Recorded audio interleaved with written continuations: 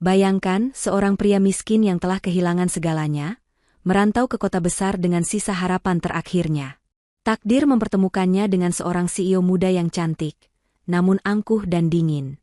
Namun, siapa sangka, di balik semua perlakuan merendahkan itu, tersimpan sebuah rahasia masa lalu, sebuah kebaikan kecil yang terlupakan, yang suatu hari akan mengguncang hidup mereka berdua dan mengubahnya untuk selamanya.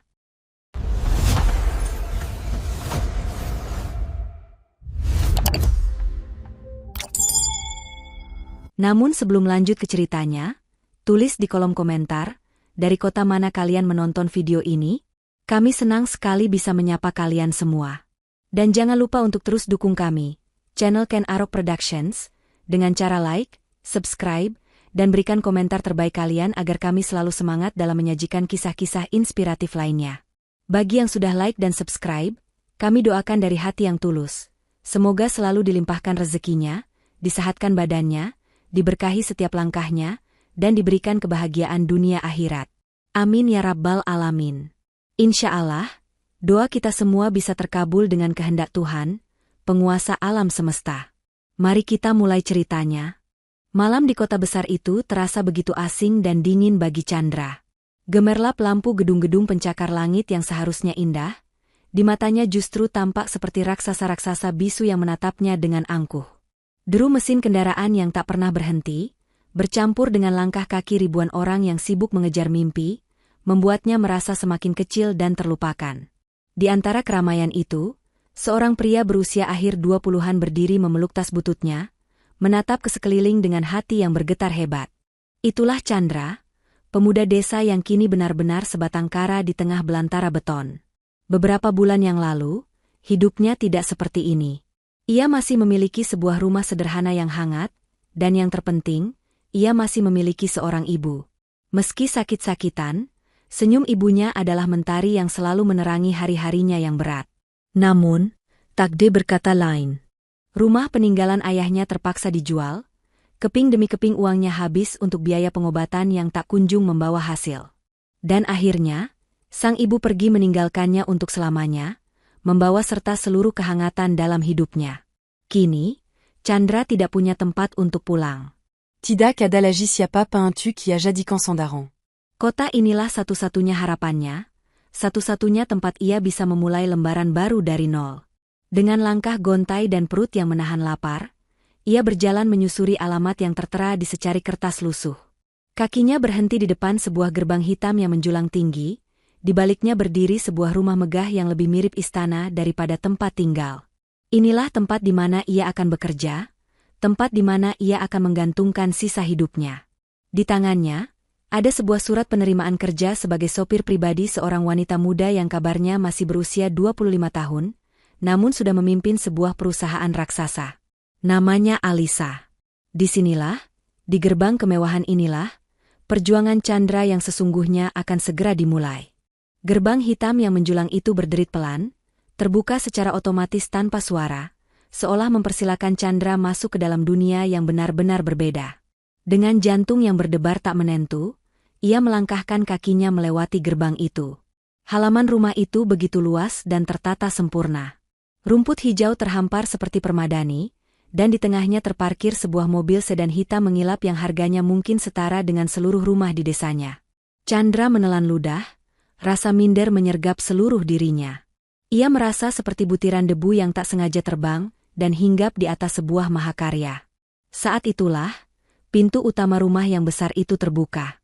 Sesosok wanita muda melangkah keluar. Chandra terpana sejenak. Wanita itu begitu cantik, dengan gaun kerja berwarna gelap yang membalut tubuhnya dengan sempurna. Wajahnya dihiasi riasan tipis yang membuatnya tampak anggun, namun semua keindahan itu seolah sirna tertutup oleh sorot matanya. Tatapan itu begitu tajam, begitu dingin, dan penuh dengan penilaian. Wanita itu memandang Chandra dari ujung kepala hingga ujung kaki, tatapannya berhenti sejenak pada tas butut yang masih dipegang erat oleh Chandra, lalu ia menghela napas panjang seolah kecewa. Jadi, kamu sopir baru itu? Ucapnya singkat. Suaranya jernih, namun nadanya datar tanpa kehangatan sedikitpun. Chandra, yang masih gugup, segera menundukkan kepalanya dalam-dalam sebagai tanda hormat. Keringat dingin mulai mengalir di pelipisnya. Iya, Bu. Nama saya Chandra. Wanita itu, Alisa, hanya mengangguk kecil, seolah nama Chandra tak penting untuk diingat. Ya tidak m'emballa perkenalan itu, tidak pula menawar conseignom. Matanya justru melirik ke arah mobil hitam mewah yang terparkir tak jauh dari mereka. Lihat mobil itu, katanya sambil menunjuk dengan dagunya. Aku tidak suka ada setitik debu pun menempel. Sebelum kau melakukan hal lain, bersihkan mobil itu sekarang juga. Chandra sedikit terkejut. Mobil itu tampak sudah sangat bersih, berkilau sempurna di bawah cahaya pagi. Namun, ia tidak berani membantah. Alisa seakan bisa membaca keraguannya. Ia melangkah mendekat, aroma parfum mahalnya tercium samar. Ingat, desisnya pelan, waktuku sangat berharga. Aku membayarmu untuk bekerja, bukan untuk berpikir. Jangan sampai aku kecewa pada hari pertamamu. Kata-kata itu terasa seperti tamparan tak terlihat. Tanpa bicara lagi, Chandra segera meletakkan tasnya di sudut, meraih kain lap yang tersedia di pos satpam, dan mulai mengusap permukaan mobil yang sudah berkilau itu dengan tangan yang sedikit gemetar. Di belakangnya, Alisa masih berdiri, mengawasinya dengan tatapan dingin sebelum akhirnya berbalik dan masuk kembali ke dalam istananya, meninggalkan Chandra sendirian dengan perasaan terhina di hari pertamanya bekerja. Di bawah tatapan matahari pagi yang mulai menghangat, Chandra terus menggerakkan tangannya, mengelap setiap inci permukaan mobil yang bahkan lebih bersih dari cermin. Tidak ada setitik debu pun yang ia temukan, namun perintah majikannya begitu mutlak, begitu dingin, hingga ia tak berani berhenti. Setiap usapan tangannya di atas bodi mobil yang mahal itu, terasa seperti mengusap harga dirinya sendiri yang perlahan terkikis. Ia bisa merasakan tatapan beberapa pekerja rumah tangga dari jendela, tatapan yang berisi campuran antara kasihan dan rasa maklum. Sepertinya, ia bukanlah orang pertama yang menerima perlakuan seperti ini. Dalam benaknya, berkecamuk berbagai pertanyaan. Haruskah ia melawan? Haruskah ia mengatakan bahwa pekerjaan ini tidak masuk akal? Namun, akal sehatnya dengan cepat membungkam pemberontakan itu. Melawan berarti kehilangan pekerjaan. Dan kehilangan pekerjaan saat ini, baginya, sama dengan kehilangan nyawa. Ia tidak punya apa-apa lagi. Kota ini terlalu kejam untuk orang yang tak punya tujuan dan tak punya uang. Bayangan wajah almarhumah ibunya tiba-tiba melintas. Ia teringat janji yang ia bisikan di samping ranjang ibunya sebelum beliau menghembuskan napas terakhir. Janji bahwa ia akan bertahan hidup, bahwa ia akan menjadi pria yang kuat apapun yang terjadi. Janji itu, janji suci itulah yang menjadi benteng pertahanannya. Sambil terus mengelap, Chandra berbisik dalam hati, aku harus kuat. Ini semua demi ibu. Ia menelan rasa pahit di kerongkongannya, mengubah hinaan menjadi kekuatan, mengubah rasa malu menjadi tekad. Ia memutuskan hari itu juga, bahwa ia akan menjadi bayangan. Ia akan menulikan telinganya dari kata-kata tajam, dan akan membekukan hatinya dari tatapan yang merendahkan. Yang perlu ia lakukan hanyalah bekerja, bekerja, dan bekerja. Ketika akhirnya ia selesai, Alisa keluar dari rumah. Ia berjalan mengitari mobil, matanya yang tajam menyapu setiap permukaan seolah mencari-cari kesalahan. Ia tidak mengucapkan terima kasih, tidak pula memberikan pujian. Ia hanya berkata datar, lain kali, lakukan lebih cepat. Setelah itu, ia masuk ke kursi belakang dan perjalanan pertama Chandra sebagai sopir pribadi pun dimulai dalam keheningan yang menyesakan. Chandra sadar, hari itu bukanlah hari yang buruk. Itu adalah standar baru dalam hidupnya. Malam itu, di kamar kecil yang disediakan untuknya di sudut garasi, ia menatap langit-langit dengan pandangan kosong. Malam itu adalah permulaan. Permulaan dari sebuah perjalanan panjang penuh matayang tidak pernah ia bayangkan. Dan ia belum tahu, bahwa di ujung jalan penderitaan ini, takdir telah menyiapkan sebuah pertemuan yang akan membongkar rahasia masa lalu. Hari-hari berikutnya membuktikan bahwa dugaan Chandra di malam pertamanya benar. Pekerjaannya bukanlah sekadar menjadi sopir. Batasan antara sopir pribadi dan pesuruh pribadi telah melebur menjadi satu, tanpa pernah ada yang meminta persetujuannya. Alisa seolah menikmati betul perannya sebagai penguasa mutlak. Ia menciptakan tugas-tugas baru untuk Chandra, tugas yang seringkali tidak masuk akal, yang sepertinya sengaja dirancang untuk menguji batas kesabarannya. Salah satu ritual pagi yang paling dibenci Chandra adalah misi kopi spesial. Ini bukan kopi biasa. Alisa akan memintanya menjemput pesanan kopi dari sebuah kafe kecil di seberang kota. Sebuah kafe yang terkenal dengan biji kopi impornya, dan juga terkenal karena letaknya di tengah kawasan paling macet di seluruh kota. Chandra harus berjuang menembus lautan kendaraan, menahan klakson yang bersahut-sahutan, hanya untuk secangkir kopi yang harus tiba di meja Alisa dalam keadaan masih panas. Pernah sekali ia terlambat 15 menit karena ada kecelakaan di jalan. Alisa, tanpa bertanya, langsung membuang kopi itu ke wastafel di hadapannya. Kopi dingin tidak ada gunanya, ucapnya, lalu pergi begitu saja. Sejak saat itu, setiap perjalanan mengambil kopi terasa seperti mempertaruhkan pekerjaannya. Namun, ada tugas lain yang lebih menguji mentalnya. Setiap sore, tepat pukul 4, Chandra memiliki tugas suci, mengajak jalan-jalan Koko, anjing pudel kesayangan Alisa. Koko bukanlah anjing biasa. Ia adalah makhluk kecil manja yang memakai pita di kepalanya, dan hanya mau memakan biskuit impor. Chandra, dengan seragam sopirnya, harus berjalan menuntun anjing kecil itu berkeliling kompleks perumahan mewah. Ia bisa merasakan tatapan mata para tetangga kaya, tatapan yang seolah berkata, "Lihat, sopir itu sekarang merangkap menjadi pengasuh anjing." Ia menahan rasa malunya dalam-dalam, terutama ketika Koko tiba-tiba berhenti dan menolak untuk berjalan lebih jauh. Di saat-saat seperti itu, Chandra hanya bisa berjongkok di pinggir jalan aspal yang mulus, membujuk seekor anjing, sementara dunia di sekelilingnya terus berputar dalam kemewahan yang tak bisa ia sentuh. Setiap perintah itu bukanlah tentang kebutuhan, melainkan tentang penegasan kekuasaan. Dan Chandra, demi sesuap nasi dan janji pada ibunya, menerima semuanya dalam diam. Bulan berganti, namun nasib Chandra tetap sama. Tubuhnya sudah mulai terbiasa dengan rasa lelah, dan hatinya sudah mulai menebal, menjadi kebal terhadap perlakuan dingin Alisa. Ia pikir, ia sudah merasakan titik terendah dalam hidupnya. Namun, ia salah. Suatu malam, setelah seharian penuh mengantar Alisa dari satu rapat ke rapat lain, disusul dengan ritual kopi dan mengajak Koko jalan-jalan, Chandra akhirnya bisa bernapas lega. Ia baru saja hendak merebahkan tubuhnya yang remuk di atas tikar tipis di kamarnya, saat interkom berbunyi nyaring. Suara Alisa terdengar jelas dan tanpa basa-basi. "Chandra, ke garasi." C'est 40. Dengan langkah yang diseret, Chandra menuju garasi. Di sana, ia melihat sebuah kotak kayu raksasa yang baru saja diantar oleh kurir. Alisa sudah berdiri di sampingnya dengan tangan terlipat di dada. "Ini alat olahraga baruku," katanya. "Aku ingin ini siap kupakai besok pagi." Rakit Mala Mini Juga. Mata Chandra membelalak menatap kotak itu. Di dalamnya ada rangkaian besi dan kabel yang rumit. Buku panduannya tebal dan sebagian besar ditulis dalam bahasa Inggris. Tapi ia melihat tatapan Alisa, tatapan yang tidak menerima penolakan. Maka, dengan sisa tenaga yang ia miliki, Chandra mulai bekerja. Malam semakin larut, hanya suara denting kunci pas dan baut yang jatuh ke lantai yang memecah keheningan garasi. Peluh membanjiri seluruh tubuhnya, matanya perih karena menahan kantuk. Sekitar tengah malam, saat ia berhenti sejenak untuk mengusap keringat di dahinya dan meluruskan punggungnya yang terasa seperti mau patah, Alisa muncul di ambang pintu garasi. Ia baru pulang dari acara makan malam, masih mengenakan gaunnya yang anggun. Ia melihat Chandra yang berhenti sejenak, dan tatapannya langsung menajam. "Kenapa berhenti?" tanyanya dingin.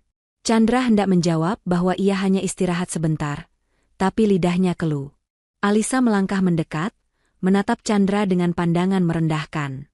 "Aku membayarmu untuk hasil, bukan untuk ekspresi wajah lelahmu," ucapnya dengan penekanan di setiap kata. "Lanjutkan." Kalimat itu menusuk lebih dalam dari hinaan manapun yang pernah Chandra terima. Kalimat itu tidak hanya merendahkannya, tetapi juga meniadakan rasa lelahnya, meniadakan kemanusiaannya. Ia bukan lagi manusia di mata Alisa, ia hanyalah mesin yang harus terus bekerja. Tanpa menjawab, Chandra kembali menunduk, mengambil kunci Inggris dengan tangan yang bergetar karena amarah dan kepedihan yang ditahan. Di bawah cahaya lampu garasi yang redup, ia melanjutkan pekerjaannya, sementara bayangan Alisa yang berbalik pergi terasa begitu panjang dan gelap. Malam itu, Chandra tidak hanya merakit sebuah alat olahraga, Ia juga sedang merakit kembali hatinya yang hancur berkeping-keping. Setelah malam yang menghancurkan itu, rutinitas Chandra menjadi semakin penuh tekanan. Bukan lagi hanya tentang pekerjaan fisik, tapi tentang pertarungan melawan waktu dan ekspektasi Alisa yang setinggi langit. Alisa adalah seorang CEO yang hidup dan bernapas dalam dunia efisiensi. Baginya, setiap detik yang terbuang adalah kerugian, dan ia menerapkan prinsip itu tidak hanya pada bisnisnya, tapi juga pada Chandra. Chandra harus selalu siap 15 menit sebelum jadwal. Ia harus sudah memperkirakan kondisi lalu lintas, sudah menyiapkan rute alternatif, dan harus selalu siaga di samping mobil, menanti kemunculan sang majikan. Keterlambatan, bahkan hanya 1 menit, adalah sebuah dosa besar. Namun, hukuman yang diberikan Alisa bukanlah bentakan keras atau amukan yang meledak-ledak. Hinaan Alisa jauh lebih tajam, lebih modern, dan lebih menyakitkan. Ia tidak lagi mengejek penampilan atau asal-usul Chandra. Ia kini menyerang Chandra dengan membandingkannya dengan teknologi. Suatu siang, saat mereka terjebak di tengah kemacetan, Alisa tiba-tiba mengubah tujuan mereka. Batalkan pertemuan di Sudirman, kita ke kantor cabang di Kelapa Gading sekarang, perintahnya. Chandra, yang otaknya sedang fokus mencari celah di antara himpitan mobil, butuh beberapa detik untuk memproses informasi itu. Otaknya dengan cepat memetakan ulang rute terbaik. Jeda beberapa detik itulah yang memicu ketidaksabaran Alisa. Dari kursi belakang, suaranya terdengar dingin dan jengkel. Kenapa diam saja? Apa perlu aku ulangi? Tidak, Bu. Saya sedang memikirkan rute ter. Mikir? Potong Alisa dengan nada sinis. Kenapa lama sekali? Sepertinya aplikasi di ponselku lebih cepat merespons daripada kamu. Dunia Chandra seakan berhenti berputar. Hinaan itu terasa begitu aneh namun begitu menusuk. Ia disamakan dengan sebuah aplikasi, sebuah program tanpa perasaan yang diukur hanya dari kecepatan responsnya. Seluruh kerja kerasnya, seluruh antisipasinya terhadap jalanan kota yang kejam, seolah tidak ada artinya sama sekali. Ia hanyalah sebuah sistem yang lebih lambat dari teknologi. Sejak hari itu, ejekan semacam itu menjadi senjata baru Alisa. Jika Chandra bertanya untuk memastikan daftar belanjaannya, Alisa akan berkata, apa perlu aku kirim instruksinya dalam bentuk spreadsheet? Setiap kata-katanya adalah pengingat bahwa di mata Alisa, Chandra hanyalah manusia usang yang kalah efisien dibandingkan dengan dunia digital yang ia puja. Luka-luka tak kasat mata ini terus menumpuk di dalam batin Chandra, menggerogoti harga dirinya secara perlahan, hari demi hari. Banyak orang mungkin akan bertanya, mengapa Chandra sanggup bertahan? Mengapa ia tidak pergi saja dari neraka yang diciptakan oleh Alisa?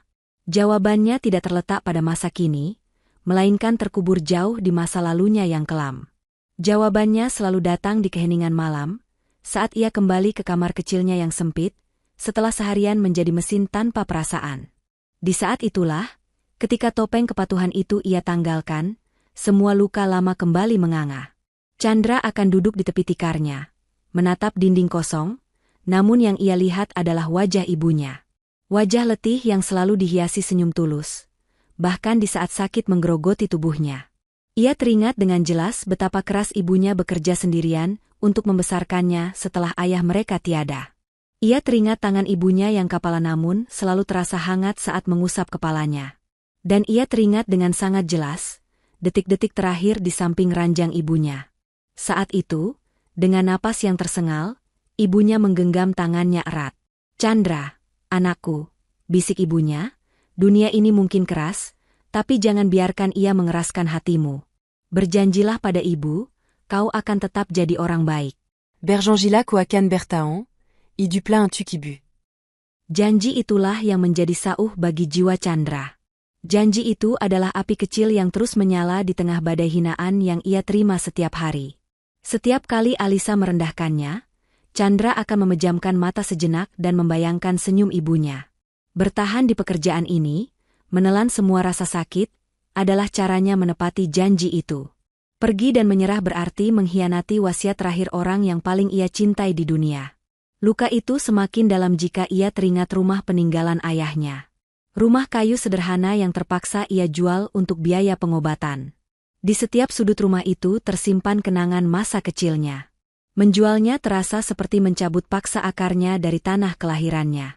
Kini, il y a benar-benar sebatang kara, tant paruma, tant pakeluarga. Pekerjaan di bawah Alisa, seburuk apapun itu, adalah satu-satunya tali yang mengikatnya pada kehidupan. Maka, orang-orang hanya melihatnya sebagai sopir miskin yang lemah dan patuh. Mereka tidak tahu, di dalam dadanya tersimpan kekuatan sebuah janji suci, dan luka mendalam yang justru membuatnya tak terkalahkan dalam diam. Sementara Chandra terus berperang dengan luka masa lalunya dalam diam, di sisi lain, tanpa disadari, Alisa mulai merasakan sesuatu yang aneh. Sesuatu yang mengusik ketenangannya. Selama ini, ia terbiasa melihat dunia merespons setiap tindakannya. Karyawan akan gemetar saat ia marah, rekan bisnis akan segan saat ia bicara, dan para pesuruhnya akan mengeluh atau memohon di belakangnya. Dunia selalu memberinya reaksi. Tapi Chandra adalah sebuah anomali. Bulan demi bulan berlalu, dan Alisa telah melemparkan semua jenis perlakuan buruk yang bisa ia bayangkan. Ia menghinanya di depan umum, memberinya tugas di luar nalar, bahkan merendahkannya dengan membandingkannya dengan mesin. Namun, tidak sekalipun ia melihat Chandra pecah. Tidak ada air mata, tidak ada keluhan, tidak ada tatapan benci. Yang ada hanyalah punggung yang terus bekerja dan jawaban. Baik, Bu, yang selalu tenang. Keheningan Chandra yang seperti batu karang itu perlahan mulai membuat Alisa gelisah. Rasa superioritasnya mulai terusik. Ia merasa seolah semua senjata tajamnya menjadi tumpul saat dihadapkan pada sopir pribadinya itu. Awalnya ia menganggap Chandra bodoh atau tidak punya perasaan. Tapi semakin lama ia mengamatinya, ia mulai ragu. Ia mulai melihat sesuatu di balik mata tenang itu. Ses yeux tuyang d'âme, ses yeux tuyang terre sans buni. Suatu sore, Alisa sengaja memberinya perintah yang mustahil. Mengambil beberapa dokumen penting di 3 lokasi berbeda yang saling berjauhan, dan harus kembali ke kantor dalam waktu 1 jam di tengah jam pulang kerja yang padat. Ia yakin Chandra akan gagal, dan ia sudah menyiapkan rentetan makian untuk menyambut kegagalan itu. Namun, di luar dugaannya, 58 menit kemudian, Chandra sudah berdiri di depan ruangannya dengan napas sedikit terengah dan dokumen yang lengkap di tangannya. Ia hanya berkata, "Sudah selesai, Bu." Alisa terdiam. Ia menatap Chandra yang berdiri menunduk, basah oleh keringat namun dengan ekspresi yang tetap tenang. Saat itulah, untuk pertama kalinya, Alisa tidak merasakan kepuasan. Ia justru merasakan sebuah getaran aneh. Rasa penasaran. Siapa sebenarnya pria ini? Kekuatan macam apa yang membuatnya bisa menahan semua ini tanpa hancur? Di balik wajah tenangnya itu, Alisa yakin ada sebuah rahasia besar yang tersembunyi. Dan rasa penasaran itu, meski masih kecil, adalah benih pertama yang akan tumbuh dan pada akhirnya membongkar dinding kesombongan yang telah ia bangun begitu tinggi di sekeliling hatinya. Hujan deras mengguyur kota malam itu, mengubah jalanan aspal menjadi sungai hitam yang memantulkan ribuan cahaya lampu. Di dalam kehangatan mobil mewah, Chandra duduk diam di balik kemudi, terjebak dalam kemacetan yang seolah tak berujung. Di kursi belakang, Alisa sibuk dengan laptopnya, jari-jarinya menari cepat di atas papan ketik, sama sekali tidak peduli pada dunia di luar. Suara hujan yang menimpa atap mobil menciptakan irama yang monoton, suara yang pelan-pelan membawa pikiran Chandra melayang jauh, menembus waktu dan jarak. Pikirannya tidak lagi berada di tengah hutan beton yang bising. Pikirannya kembali ke sebuah sore yang cerah, lebih dari 15 tahun yang lalu, di desa kecil tempat ia dibesarkan. Desanya memiliki sebuah air terjun yang indah, yang seringkali ramai dikunjungi wisatawan dari kota. Saat itu, Chandra yang masih remaja sedang membantu ibunya berjualan minuman, ketika ia melihat seorang gadis kecil, mungkin berusia sekitar 6 atau 7 tahun, menangis sendirian di dekat bebatuan. Gadis itu mengenakan gaun yang bagus, jelas sekali ia bukan anak desa. Ia tampak kebingungan dan ketakutan, terpisah dari rombongan keluarganya. Orang-orang dewasa hanya berlalu lalang, terlalu sibuk dengan urusan mereka sendiri. Namun Chandra, dengan hati polos seorang anak desa, merasa iba. Ia memberanikan diri mendekati gadis kecil itu. Ia tidak punya apa-apa untuk diberikan, hanya sebuah boneka kain usang kesayangannya yang selalu ia bawa di dalam tas. Dengan ragu, ia menyodorkan boneka itu. "Jangan menangis," katanya pelan. Pegan ini, Nanti auras-tu amu pasti datang. Ajaibnya, tangis gadis kecil itu mereda. Ia mengambil boneka itu dengan tangan mungilnya, matanya yang besar dan basah menatap Chandra dengan tatapan yang sulit dilupakan. Tak lama kemudian, sepasang suami istri datang dengan panik, memeluk anak itu dan mengucapkan terima kasih berkali-kali kepada Chandra sebelum membawanya pergi. Chandra tidak pernah tahu nama gadis itu, dan tidak pernah melihatnya lagi. Kenangan itu begitu jelas, namun terasa begitu jauh. Lamunan Chandra buyar saat klakson mobil di belakangnya berbunyi nyaring. Lalu lintas mulai bergerak. Ia melirik sekilas ke kaca spion, melihat pantulan wajah Alisa yang masih serius menatap layar laptopnya. Sebuah pikiran aneh melintas di benaknya, entah mengapa, sorot mata Alisa saat sedang fokus mengingatkannya pada tatapan gadis kecil yang hilang itu. Ia menggelengkan kepalanya pelan, menertawakan pikirannya sendiri yang tidak masuk akal. Ia tidak pernah tahu bahwa jawaban dari pertanyaannya selama bertahun-tahun itu kini duduk di kursi belakang mobilnya, terpisah oleh dinding status sosial yang begitu tebal. Rasa penasaran Alisa tidak lantas membuatnya menjadi lebih baik. Sebaliknya, ia seolah ingin menguji Chandra lebih jauh, ingin melihat di titik mana pria itu akan akhirnya patah.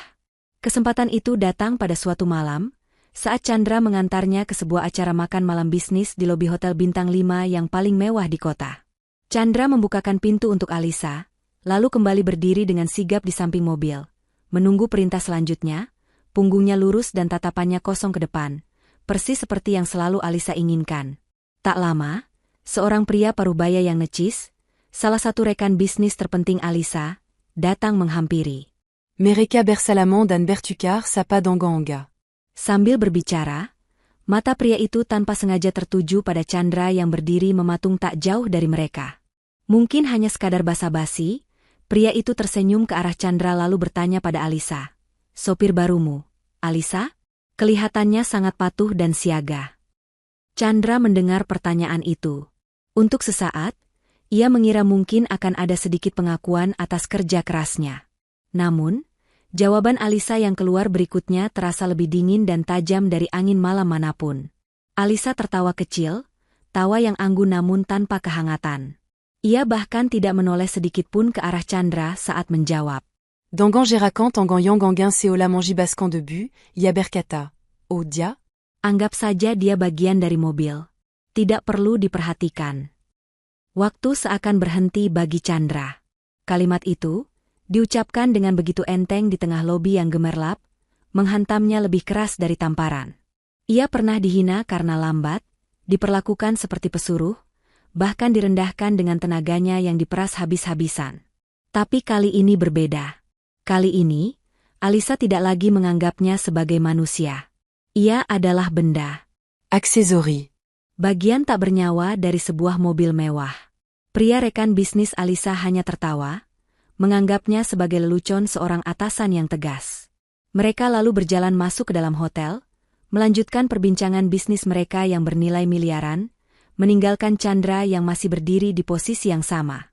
Namun di dalam dirinya, sesuatu telah retak. Bukan makian yang ia terima, melainkan sesuatu yang jauh lebih buruk. Ia dianggap tidak ada. Ia tidak terlihat. Dan di tengah kemewahan malam itu, dikelilingi oleh orang-orang penting, untuk pertama kalinya Chandra merasa dirinya benar-benar telah menjadi hantu. Penghinaan di lobi hotel malam itu meninggalkan luka yang dalam pada Chandra. Namun, anehnya, peristiwa itu juga sepertinya meninggalkan jejak tak terlihat pada diri Alisa. Beberapa hari setelahnya, ia menjadi lebih pendiam. Masih tetap dingin dan memerintah, namun frekuensi hinaan tajamnya berkurang. Ia lebih sering terlihat melamun, menatap kosong keluar jendela mobil dengan sorot mata yang sulit diartikan. Seolah-olah, dengan merendahkan Chandra ke titik terendah, ia justru memicu sesuatu di dalam dirinya sendiri, sesuatu yang telah lama terkubur. Suatu malam, Chandra ditugaskan untuk membersihkan dan merapikan beberapa pajangan di ruang tamu utama. Jam sudah menunjukkan pukul 11 malam, dan rumah besar itu sudah sunyi. Ia bekerja dalam diam, berusaha tidak menimbulkan suara sedikit pun. Saat itulah, ia mendengar suara Alisa dari ruang kerjanya yang pintunya sedikit terbuka. Alisa sedang berbicara di telepon. Chandra tidak berniat menguping, namun nada suara Alisa membuatnya berhenti bergerak. Nada itu begitu berbeda. Bukan suara CEO yang tajam dan berkuasa, melainkan suara seorang anak perempuan yang terdengar lembut dan sedikit rapuh. Ayah, Ibu, terima kasih sudah merawatku selama ini dengan begitu baik, kata Alisa pelan. Chandra bisa mendengar getaran dalam suaranya.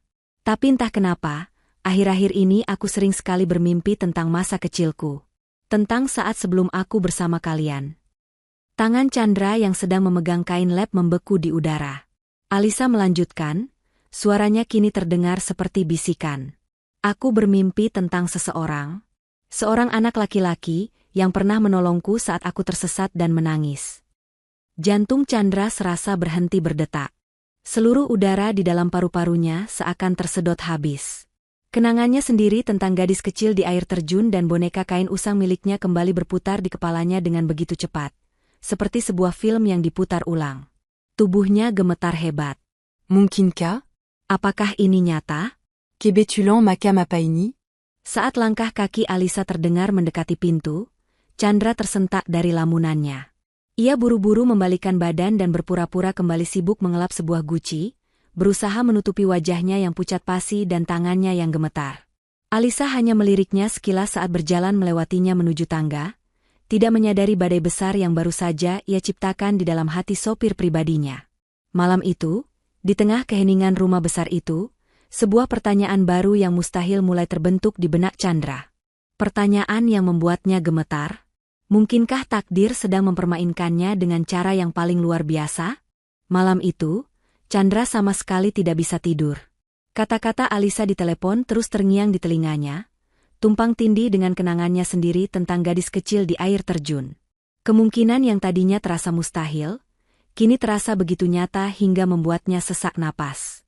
Keesokan paginya, saat ia melihat Alisa melangkah menuju mobil, ia tidak lagi hanya melihat seorang majikan yang angkuh. Ia melihat dua sosok sekaligus, seorang CEO yang dingin, dan bayangan seorang gadis kecil yang menangis dan ketakutan. Seharian itu, Chandra berperang hebat dengan dirinya sendiri. Separuh hatinya menjerit, menyuruhnya untuk bertanya, untuk memastikan kebenaran yang bisa mengubah seluruh hidupnya. Namun separuh hatinya yang lain, yang didominasi oleh rasa takut, berteriak untuk diam. Bagaimana jika ia salah? Alisa pasti akan menganggapnya lancang, menganggapnya gila, lalu memecatnya saat itu juga. Kehilangan pekerjaan ini berarti kembali menjadi gelandangan, mengkhianati janji pada ibunya. Risiko itu terlalu besar. Ia mencari-cari waktu yang tepat, sebuah celah di mana Alisa mungkin sedang tidak dalam suasana hati yang buruk. Namun celah itu tak kunjung datang. Hingga sore menjelang, saat ia mengantar Alisa pulang. Jalanan cukup lancar, dan suasana di dalam mobil terasa begitu hening, hanya terdengar suara mesin yang halus. Saat mobil berhenti di sebuah lampu merah yang cukup lama, Chandra merasakan jantungnya berdebar begitu kencang seolah akan melompat dari dadanya. Ia tahu, inilah saatnya. Sekarang atau tidak selamanya. Dengan napas yang tertahan dan suara yang sedikit bergetar, ia memberanikan diri. Maaf, Bu, kalau saya boleh tahu. Ia berhenti sejenak, mengumpulkan sisa keberaniannya. Apakah ibu pernah tersesat saat kecil dan ditolong oleh seseorang? Seketika, suasana di dalam mobil menjadi dingin membeku. Alisa, yang tadinya menatap ponsel, langsung mengangkat kepalanya. Tatapannya menyorot tajam ke arah Chandra melalui kaca spion. Kenapa kau menanyakan hal pribadi seperti itu? Urus saja pekerjaanmu. Tubuh Chandra langsung lemas. Habislah sudah. Ia Salalanka. Mamaf, Bu, Seyatidak Bermaksud. Namun, saat Chandra hendak meminta maaf lebih jauh, ia melihat perubahan pada wajah Alisa.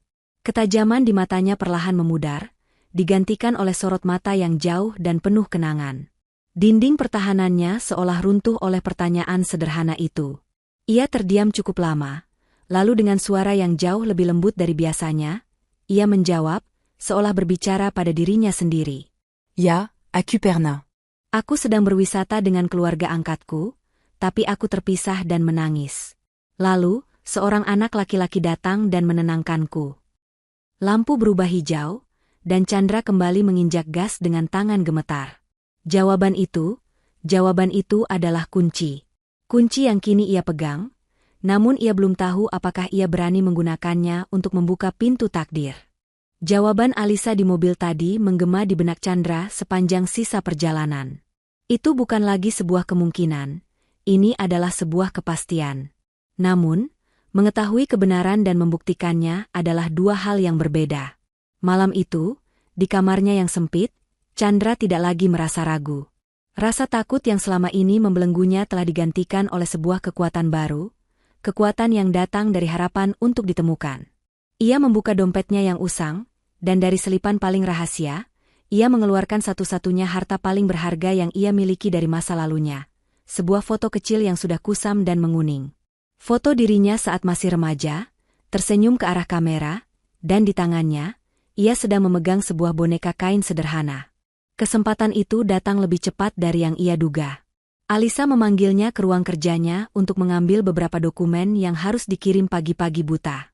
Saat Chandra masuk, ia melihat Alisa sedang berdiri di dekat sebuah lemari kaca, tempat ia memajang beberapa penghargaan dan benda-benda kenangan. Dan di sana, di salah satu rak, duduk sebuah boneka kain yang sama persis dengan yang ada di fotonya. Boneka itu tampak tua, namun terawat dengan baik. Setelah Alisa selesai memberikan instruksi, Chandra tidak langsung pergi.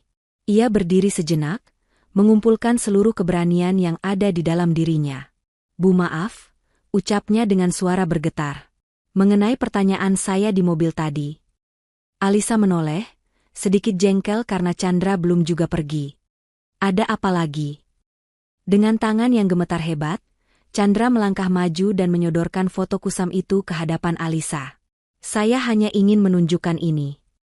Alisa menatap foto itu dengan kening berkerut. Matanya menyipit, mencoba melihat gambar yang sudah pudar itu dengan lebih jelas. Ia melihat wajah seorang anak laki-laki yang tersenyum. Lalu, matanya terpaku pada benda yang dipegang anak itu. Boneka kain.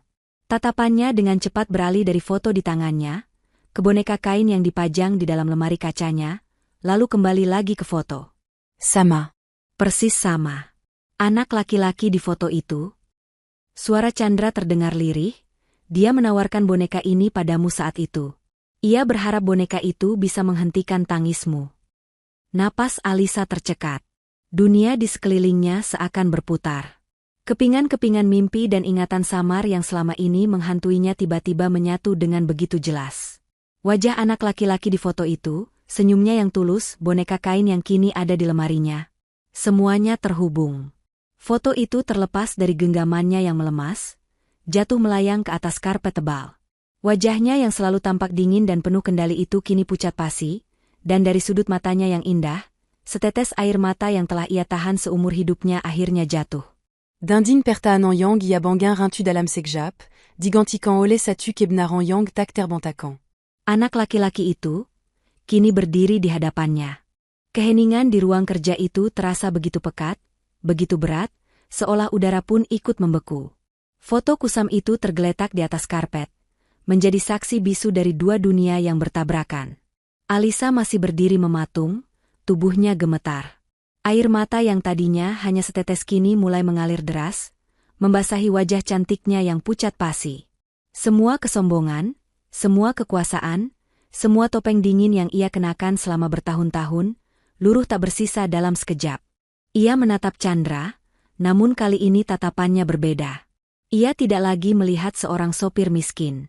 Ia melihat sepasang mata yang sama, mata teduh seorang anak laki-laki yang pernah memberinya ketenangan di saat ia paling merasa takut dan sendirian di dunia.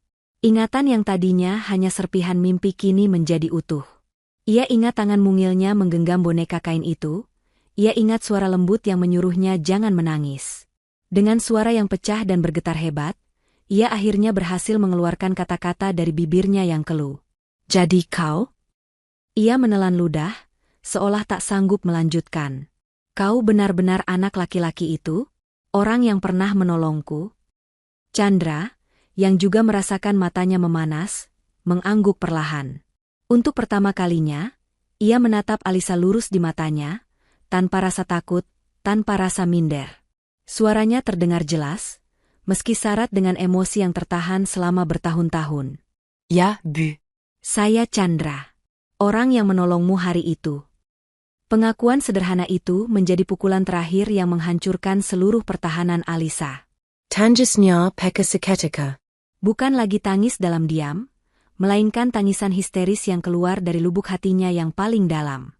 Tubuhnya melemas, dan ia terduduk di kursi di belakangnya, tenaganya seolah tersedot habis. Ia menutup wajahnya dengan kedua tangan, bahunya berguncang hebat. Ya Tuhan! Isaknya di sela-sela tangisannya. Selama ini aku... Ia tidak sanggup melanjutkan, kata-kata itu terasa begitu pahit. Aku memperlakukanmu seperti orang asing, bahkan lebih buruk dari itu. Penyesalan yang luar biasa menghantamnya seperti badai. Setiap hinaan yang pernah ia lontarkan, setiap perintah tak masuk akal yang ia berikan, setiap tatapan merendahkan yang ia layangkan, semuanya kembali berkelebat di benaknya, namun kini dengan rasa sakit yang berlipat ganda. Di ruang kerja yang megah itu, status majikan dan sopir luruh tak bersisa, digantikan oleh dua jiwa dari masa lalu yang akhirnya bertemu kembali dalam pusaran tangis dan penyesalan yang mendalam. Chandra berdiri diam, membiarkan Alisa menumpahkan semua tangis dan penyesalan yang telah lama terpendam. Ia tidak merasakan kemenangan atau kepuasan. Hatinya justru ikut merasakan sakit, melihat betapa hancurnya wanita yang selama ini tampak begitu kuat dan tak tersentuh. Setelah beberapa saat, ia melangkah maju perlahan. Ia berjongkok di hadapan Alisa yang masih tertunduk, menyamakan posisi mereka. Dengan suara yang lembut, suara yang sama tulusnya seperti saat ia masih anak-anak di pinggir air terjun, Chandra berkata, "Tidak apa-apa, Bu. Saya tidak marah." Alisa mengangkat wajahnya yang basah, menatap Chandra dengan pandangan tak percaya. Chandra melanjutkan, seulas senyum tipis yang tulus terukir di bibirnya. "Saya hanya bersyukur bisa bertemu lagi denganmu setelah sekian lama. Bagi saya, itu sudah lebih dari cukup." Kata-kata itu, yang penuh dengan pengampunan di saat Alisa mengharapkan amarah, menjadi puncak yang